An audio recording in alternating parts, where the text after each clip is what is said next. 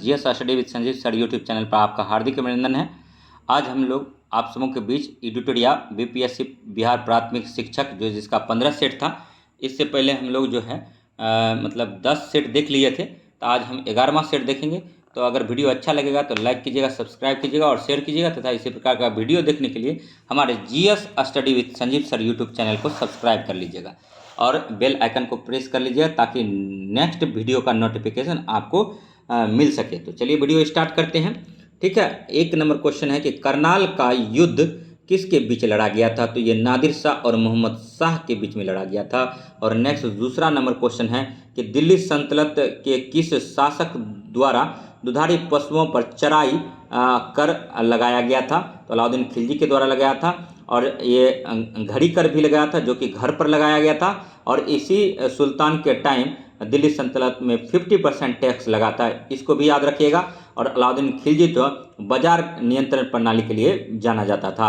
और नेक्स्ट देखिए, ठीक है, 3 नंबर क्वेश्चन है कि आनंद मठ में किस विद्रोह का वर्णन मिलता है? तो सन्यासी विद्रोह का मिलता है। और नेक्स्ट देखिए, सत्यशोधक समाज की स्थापना कब हुई थी? तो 1873 में हुआ था। कांग्रेस का इतिहास किसने लिखा था? पट्टाभी सीतारमैया ने लिखा था। और नेक्स्ट 6 नंबर देखिए, प्रसिद्ध जूरी एक्ट को किस वर्ष पारित किया गया था? तो 1826 में किया गया था। जूरी एक्ट को कब पारित किया गया था? 1826 में किया। राणा रणजीत सिंह को राजा की उपाधि किसने दी थी? तो जमान शाह ने दिया था। और नेक्स्ट 8 नंबर क्वेश्चन है, ठीक है, किसने कांग्रेस के प्रचार को निष्फल करने और लोगों को कांग्रेस से दूर रखने के लिए संयुक्त भारतीय राज्य भक्त सभा की स्थापना की थी? तो सर सैयद अहमद खान ने किया था। नेक्स्ट 9 नंबर क्वेश्चन है कि इनाम कमीशन की स्थापना किसके शासनकाल में किया गया था? तो लॉर्ड डलहौजी के काल में किया था। और नेक्स्ट देखिए, कांग्रेस के किस अधिवेशन में पूर्ण स्वराज्य का लक्ष्य निर्धारित किया गया था? तो लाहौर अधिवेशन में किया गया था। और नेक्स्ट देखिए, 11 नंबर क्वेश्चन है कि किस गवर्नर जनरल पर महाभियोग का मुकदमा चलाया गया था? तो वारेन हेस्टिंग्स के।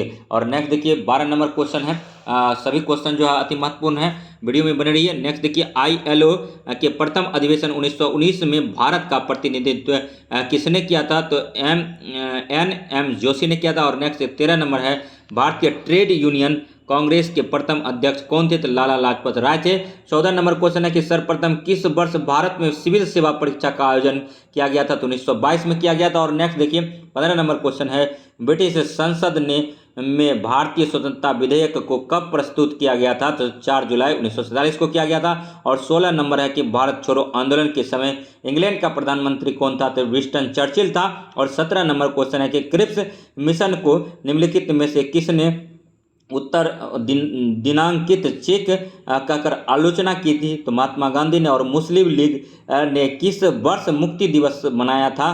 तो 1939 में मनाया था। और नेक्स्ट देखिए, इसी टाइम सुभाष चंद्र बोस ने फॉरवर्ड ब्लॉक की स्थापना किया था, इसको भी याद रखिएगा। और नेक्स्ट देखिए, 1919 नंबर क्वेश्चन है, अखिल भारतीय मुस्लिम लीग के किस अधिवेशन में बकरीद के अवसर पर गोवध निषिद्ध का प्रस्ताव पारित किया गया था? तो 1919 का अमृतसर अधिवेशन। और 20 नंबर क्वेश्चन है, ठीक है, निम्नलिखित घटनाओं को कालक्रम के अनुसार अवरोही क्रम में व्यवस्थित कीजिए। पहला था श्री राजगोपालचारी योजना, और दूसरा था बेबेल योजना, और चौथा हो गया था कैबिनेट मिशन योजना, और तीसरा इसके बाद हुआ था माउंटबेटन योजना। इसी योजना के तहत जो है माउंटबेटन की योजना के तहत 3 जून का योजना इसी को बोला जाता है। और भारत और पाकिस्तान का गठन हुआ था, राज्यों 2 अधिराज्यों का गठन। तो इसीलिए देखिए, मैडम कामा ने 1907 में प्रथम तिरंगा कहाँ फहराया था? तो स्टुटगार्ट जर्मनी में फहराया था। और 22 नंबर क्वेश्चन है कि निम्न में से किस हड़प्पा कालीन स्थल से टेराकोटा का हल प्राप्त हुआ है? तो बनावली से हुआ है। 23 नंबर क्वेश्चन है, मगध महाजनपद का उल्लेख सर्वप्रथम किस वेद में मिलता है? तो अथर्ववेद में मिलता है। और 24 नंबर क्वेश्चन है कि निम्नलिखित महाजनपदों को उनकी स्थिति के अनुसार पूर्व से पश्चिम की ओर व्यवस्थित करें? तो अंग, मगध, कौशल और मत्स्यता। और 6ठी शताब्दी में। और नेक्स्ट देखिए, 16 महाजनपद, तो उनमें से कुछ महाजनपद को देख लिए क्रम से। नेक्स्ट देखिए, 25 नंबर क्वेश्चन है कि भारत में प्रथम साम्राज्य की स्थापना निम्नलिखित में से किस शासक के द्वारा की गई थी? चंद्रगुप्त मौर्य मौर्य वंश का संस्थापक था।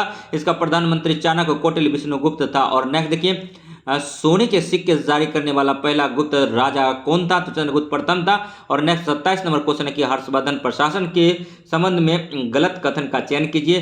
तो सती प्रथा का प्रचलन नहीं था, यही गलत है, क्योंकि हर्षवर्धन के टाइम सती प्रथा का प्रचलन था। उसके साम्राज्य में कोई गुलाम नहीं था, ये सही है। और उसकी राजधानी कन्नौज थी, ये भी सही है। तो नेक्स्ट देखिए 28 नंबर क्वेश्चन पर आते हैं, मैचिंग वाला है। मेगास्थनीज जो है, ठीक है, चंद्रगुप्त मौर्य के दरबार में था। उसके बाद देखिए फाहियान जो था चंद्रगुप्त द्वितीय के दरबार में था। ह्वेनसांग हर्षवर्धन के समय आया था। और डायनोसियस जो है अशोक के दरबार में आया था, डायनोसियस। और नेक्स्ट देखिए 29 नंबर क्वेश्चन है कि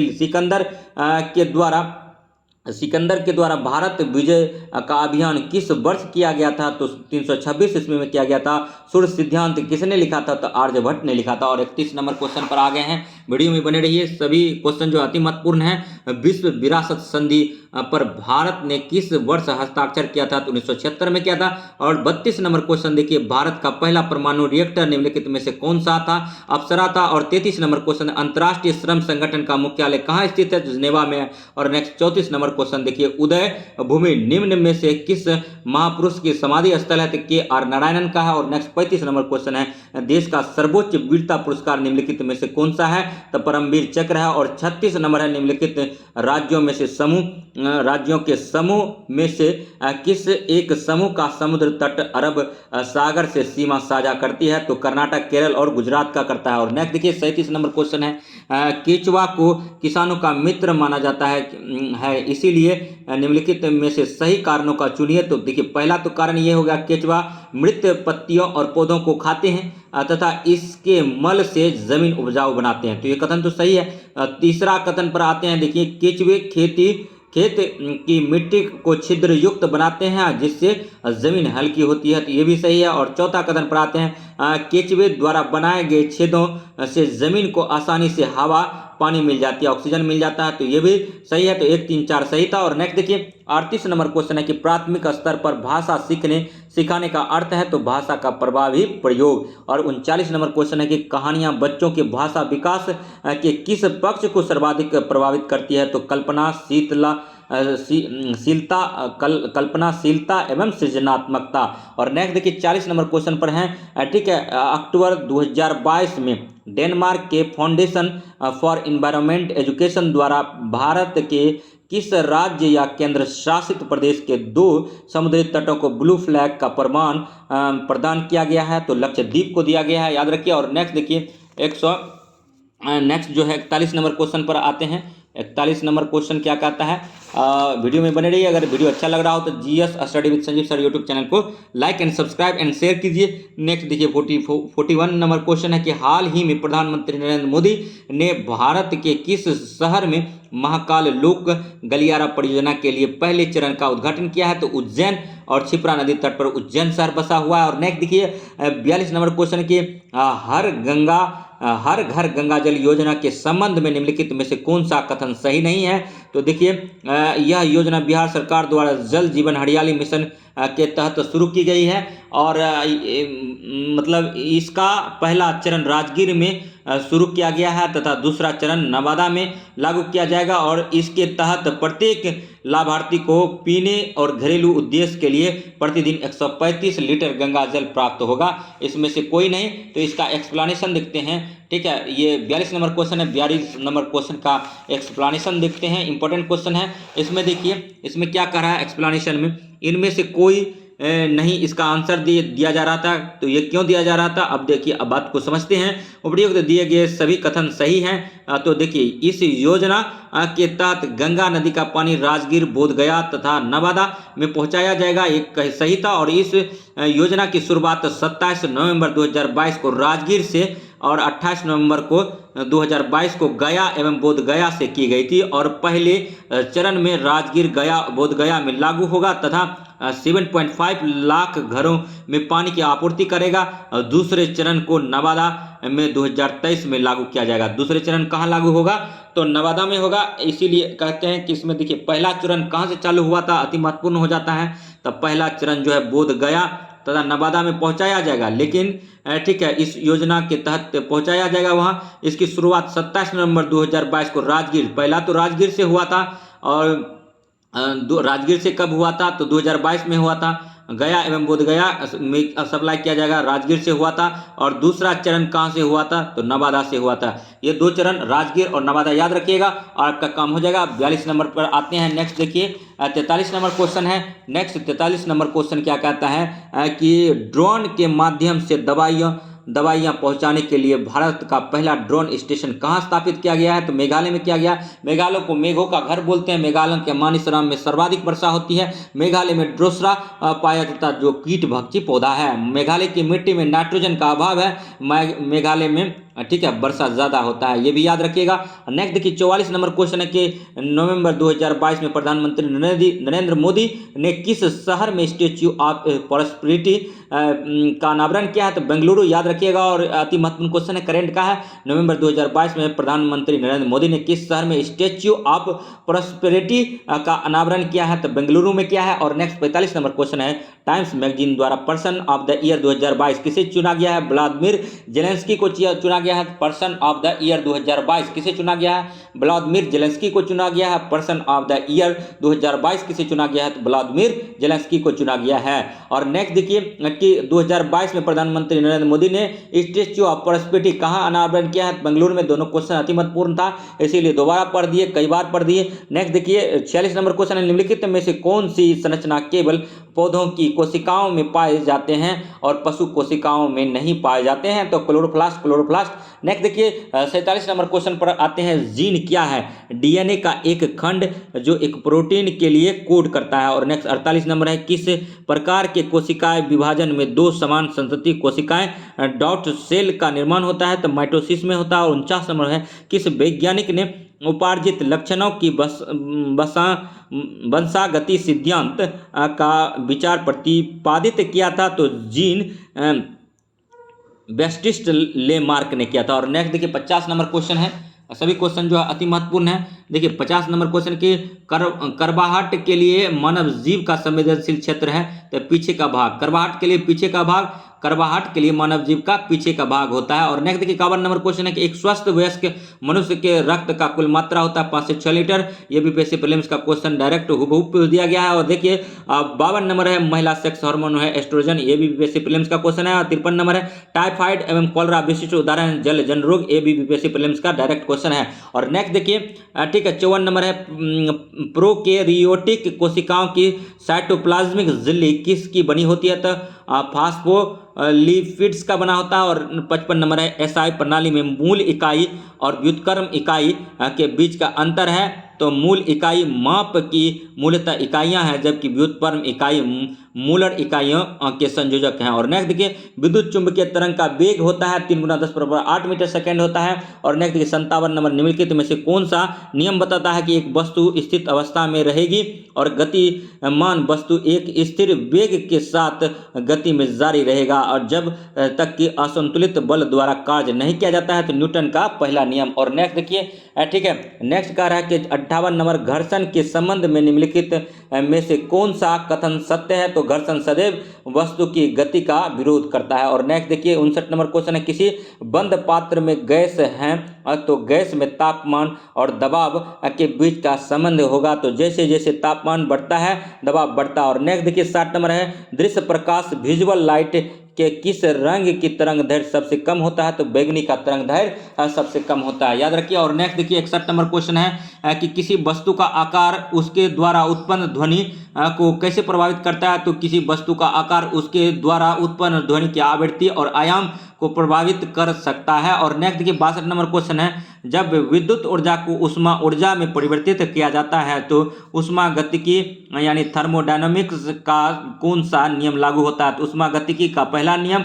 और आयोडीनीकृत लवण में रहता है तो पोटेशियम आयोडाइड रहता है। और नेक्स्ट 64 नंबर है ठीक है, निम्नलिखित में से कौन सा कण उदासीन प्रकृति का होता है? तो केवल 3 न्यूट्रॉन होता है। और सबसे अधिक क्रियाशील धातु कौन होता है? पोटेशियम होता है। और 66 नंबर है, इलेक्ट्रॉन का निम्नलिखित में से कौन रूप एंटी पार्टिकल होता है? तो पॉजिट्रॉन होता है। और नेक्स्ट देखिए 67 नंबर क्वेश्चन पर आ गए हैं, रेडियो एक्टिव तत्व से बाहर निकलने वाली बीटा किरणें की प्रकृति होती है? तो केंद्रक द्वारा उत्सर्जित आवेशित कण। और नेक्स्ट देखिए 68 है, निम्नलिखित में से कौन सा कैल्शियम धातु का अयस्क है?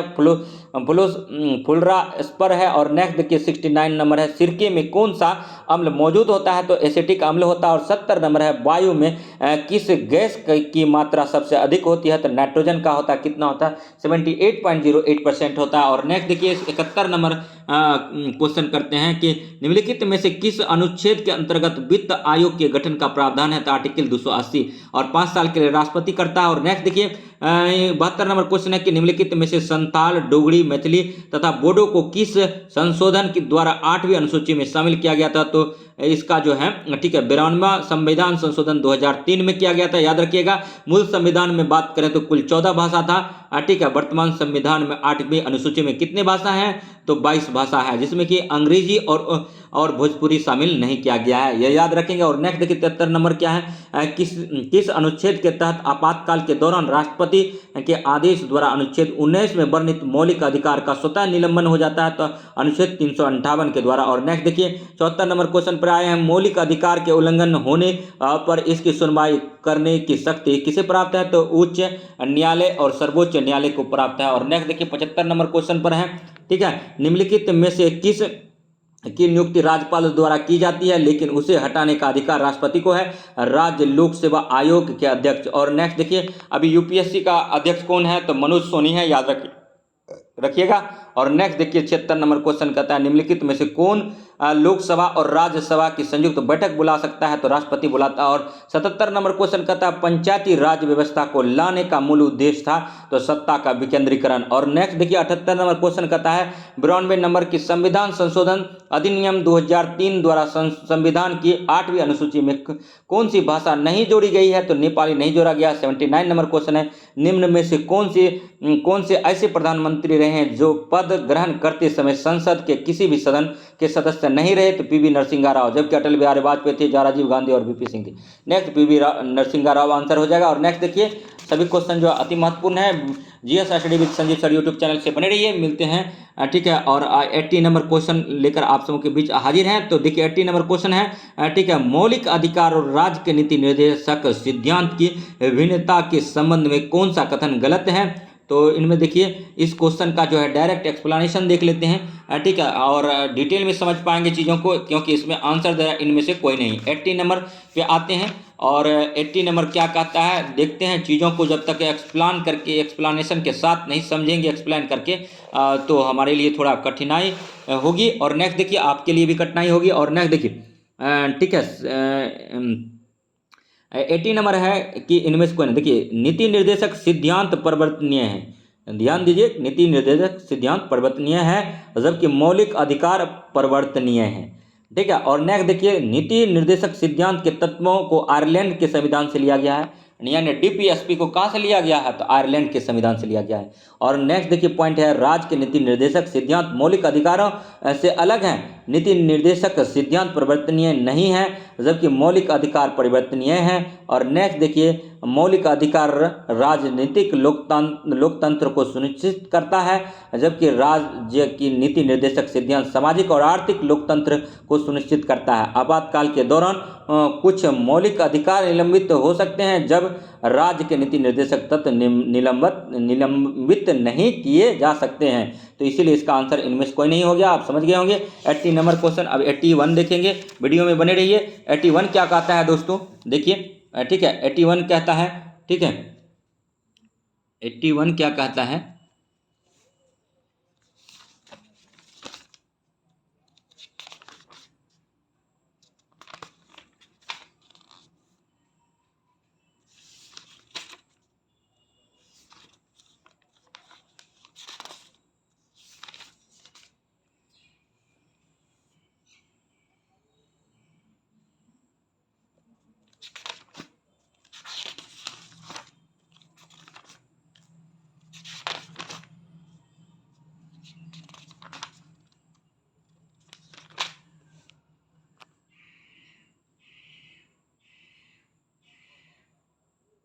एट्टी वन कहता है, देखिए थोड़ा सा गड़बड़ी हो गया था। 81 कहता है, क्षेत्रीय ग्रामीण बैंक की स्थापना कब की गई थी? 2 अक्टूबर 1975 को किया गया था।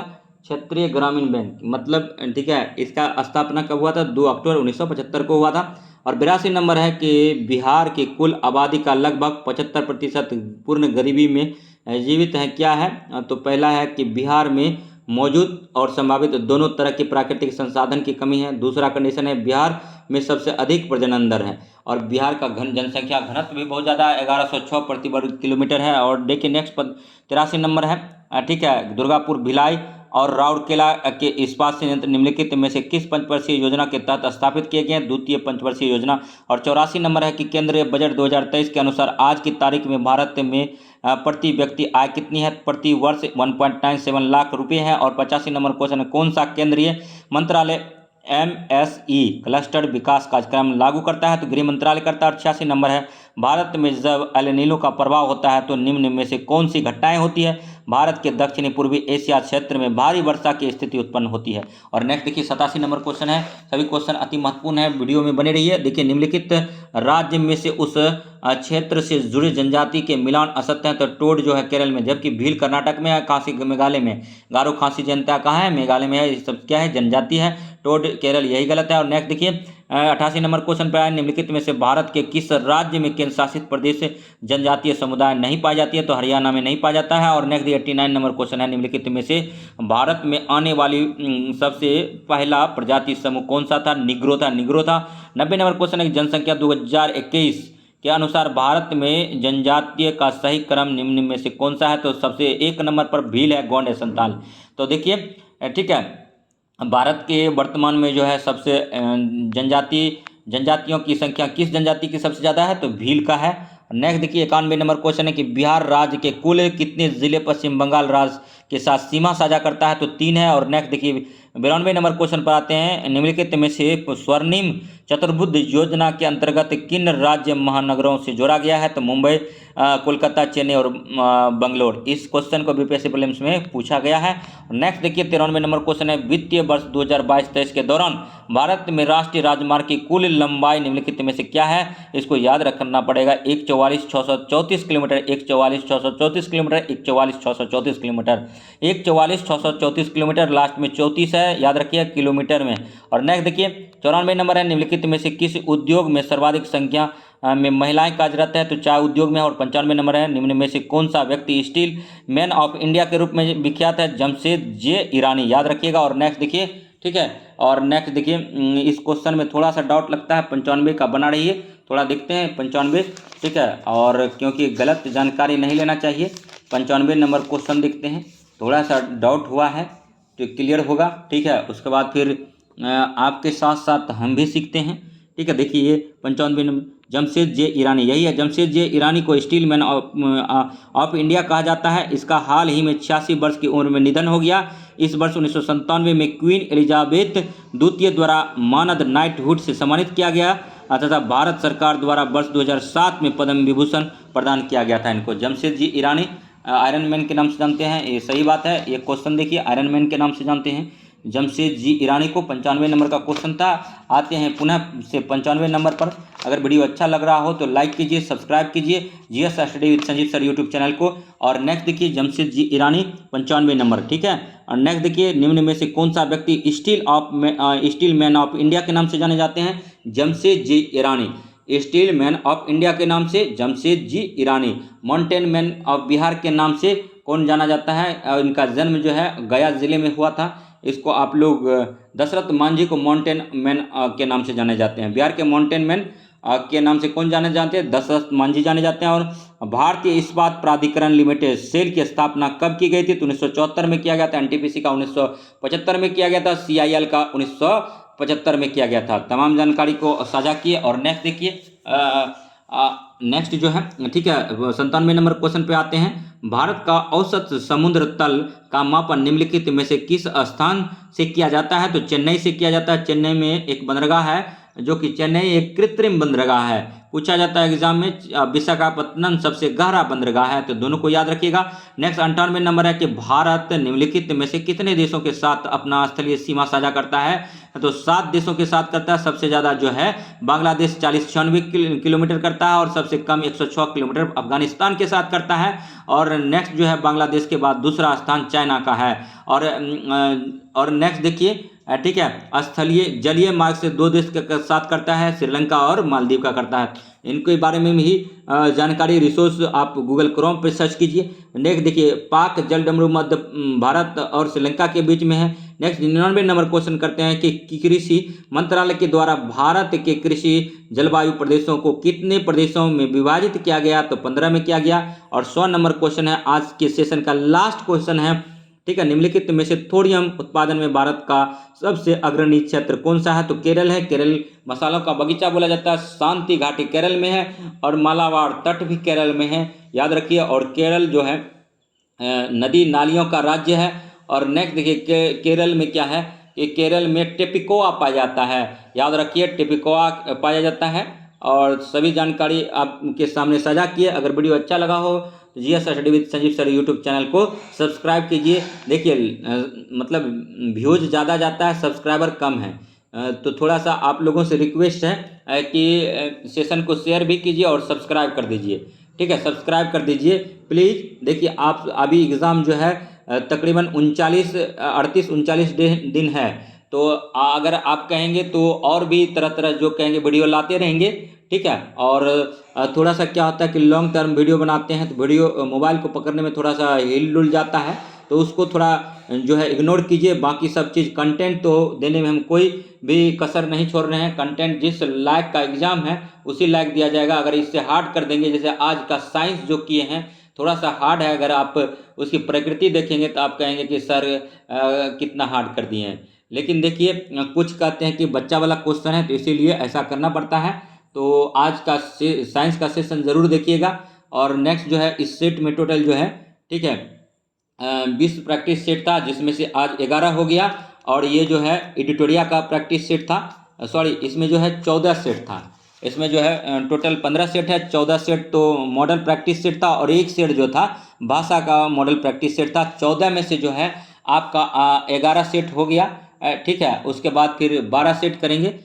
तो नेक्स्ट वीडियो में, तब तक के लिए धन्यवाद। जय हिंद जय भारत। आप जुड़े रहिए। और महिलाओं से खासकर अनुरोध है कि आप लोग जो है अपना घर में बहिष्कार कीजिए, खाना नहीं बनाइए, पढ़ने पर ध्यान दीजिए। आपका जो है मुश्किल से 38 से 39 दिन में आपका भविष्य बदलने वाला है। 39 दिन के बाद कुछ दिन तक खाना बनाइएगा, जब तक रिजल्ट नहीं आता है उसके बाद आपको खाना बनाने की नौबत नहीं आएगी। अगर आप खाना बनाएंगे तो एक शिक्षिका खाना बनाएगी, और उसमें क्या होगा कि भोजन में जो है पोषक तत्व रहेगा, और एक मतलब मेंटेन होगा कि खनिज कब लेना चाहिए, लवण कब लेना चाहिए, विटामिन्स क्या लेना चाहिए, और फैट कम लेना चाहिए। आलू का सेवन घर में कम करना चाहिए, कार्बोहाइड्रेट का कम करना चाहिए, ताकि क्योंकि इन सब चीज़ों से फैट बढ़ता है। मिठाई से ज़्यादा खाना नहीं चाहिए। इंसुलिन की जिसके बॉडी में इंसुलिन का अभाव होता है, इंसुलिन कम बनता है, अग्नाशय सही से काम नहीं करता है, तो वहाँ पर अवॉइड किया जाएगा।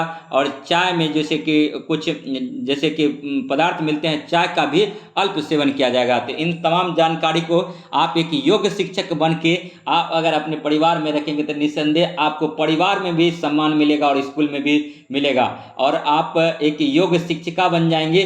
तो इसीलिए अब जो है थोड़ा सा कुछ दिनों के लिए, ठीक है, आप लोग खाना में कम समय दें, बनाने में, घरेलू कार्य में, और पढ़ने में ज़्यादा मन लगाएं। निसंदेह आपका सिलेक्शन होगा, क्योंकि आपका 50% आरक्षण है। नीतीश कुमार के रीजन में आप लोगों के लिए एक सुनहरा अवसर है। खास करके एक रिपोर्ट अभी आया था, इसीलिए ये सब हम बोल रहे हैं कि पूरे भारत में महिला पुलिस की संख्या अगर कहीं ज़्यादा है तो निसंदेह बिहार में है। आरक्षण में भी देखिए, आरक्षण में भी बढ़ चढ़ कर हिस्सा दे रहे हैं आप सबों को। महिलाओं को सशक्त बनाने के लिए कई अमूलचूल परिवर्तन भी किया गया है और कई मतलब दिया गया है, तो इसका फ़ायदा उठाइए। और आप लोग जो है थोड़ा सा जो रेस्ट समय बचा है उनमें मेहनत कीजिए, आपको निसंदेह एक सीट मिलेगा। इसी आशा और विश्वास के साथ फिर मिलते हैं सेकेंड वीडियो में। तब तक के लिए बने रहिए GS study with Sanjeev sir YouTube channel से। तो मिलते हैं नेक्स्ट वीडियो में, तब तक के लिए जुड़े रहिए। जुड़े रहने के लिए धन्यवाद। जय हिंद जय भारत।